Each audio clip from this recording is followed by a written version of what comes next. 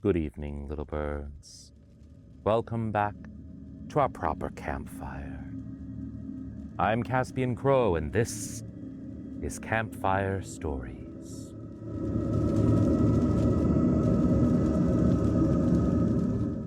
Before we begin, I want to preface this story by saying that it is very special to me.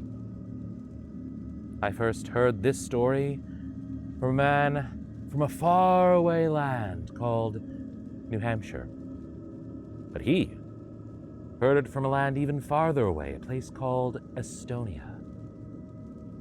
That story has stuck with me since I first heard it as a hatchling, and it is my honor to share it with you tonight. This is the tale of the Keen-Witted Orphan.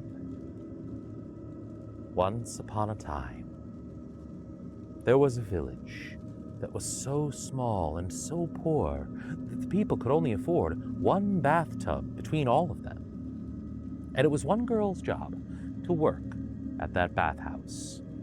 She was an orphan. Her parents had died when she was just a child. And she worked at that bathhouse every single day. Now, the trouble with working at a bathhouse is that if you want to get a bath yourself, you have to wait until everyone else has taken their bath first. And sometimes it meant that she was getting her bath very late at night. And this was one such night, a Saturday. The clock had just chimed 1 a.m.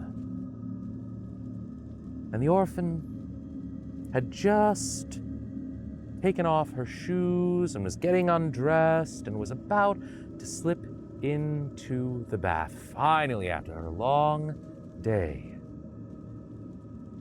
when she heard a thunderous sound outside.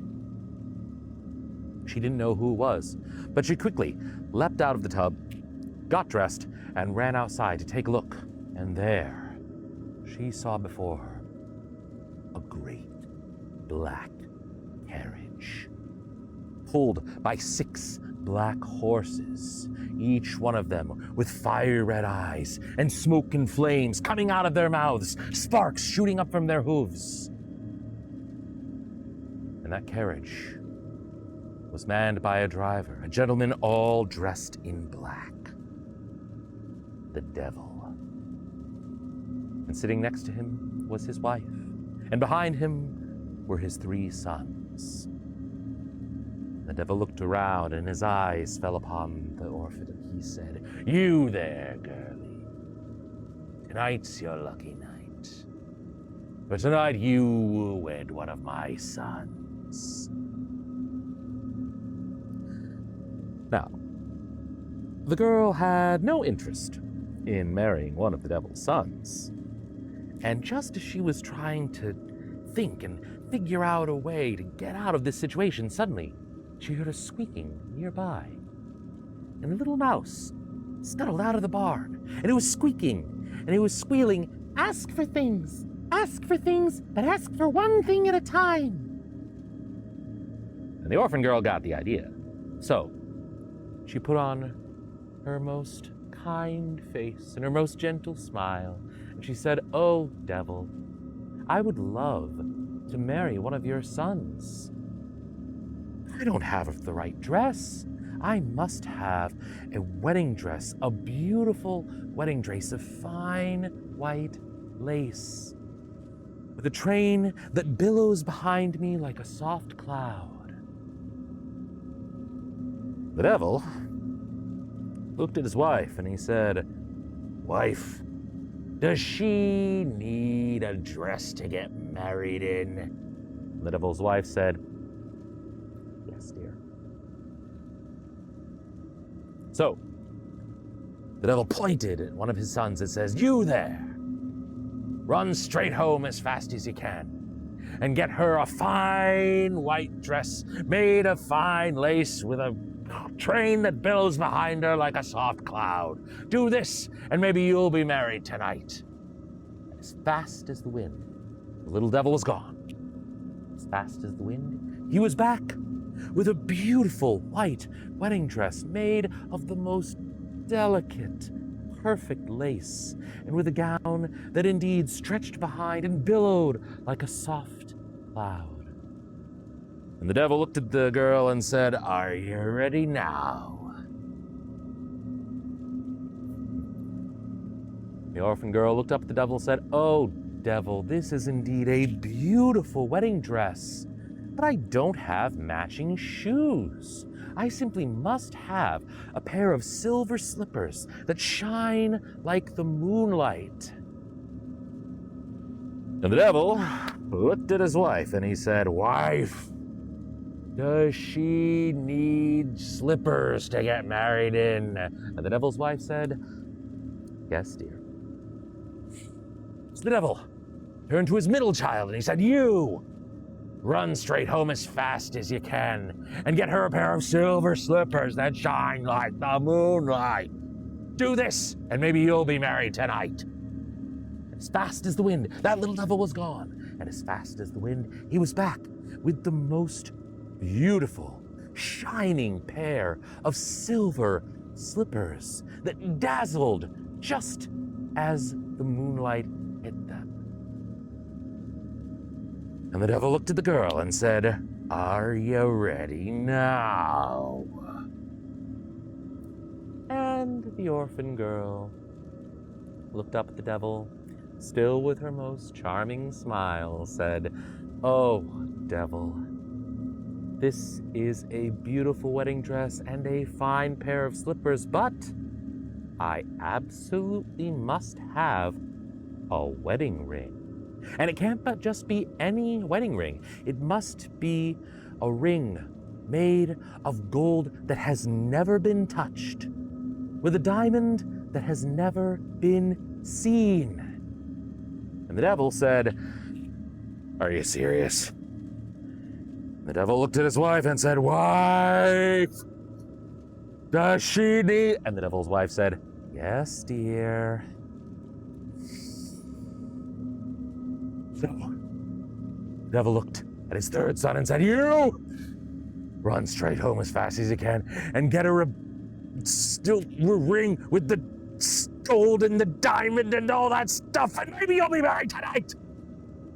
And as fast as the wind, that little devil was gone. And as fast as the wind, he was back with the most lovely ring made of the purest gold that had never been touched by any hand, and capped with a diamond that had never been seen. And the devil said, "Are ya ready now?" And just as the orphan girl was about to ask for some flowers to go with her wedding dress and shoes and ring, they heard the rooster crow. Dawn was breaking, and not just any dawn, Sunday.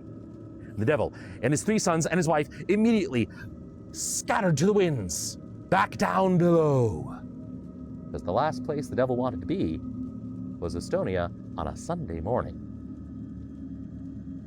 Now, this orphan girl was left alone with a beautiful white wedding dress made of fine lace, the train that billowed behind her like a soft cloud, and a pair of gorgeous silver slippers that shone like the moonlight, and the most perfect wedding ring made with gold that had never been touched and a diamond that had never been seen. But she didn't care about any of that. All she knew was that she had spent the entire night talking with the devil, and now she wanted to go to bed. She was just about to go to bed when the farmer's daughter came walking by and saw her with all of these treasures and said, "Where did you get all that stuff?" And wanting this encounter to be over very quickly, the orphan explained very quickly about the devil, his wife, and his 3 sons, and how she managed to keep the devil busy. And the farmer's daughter said, "That's nice."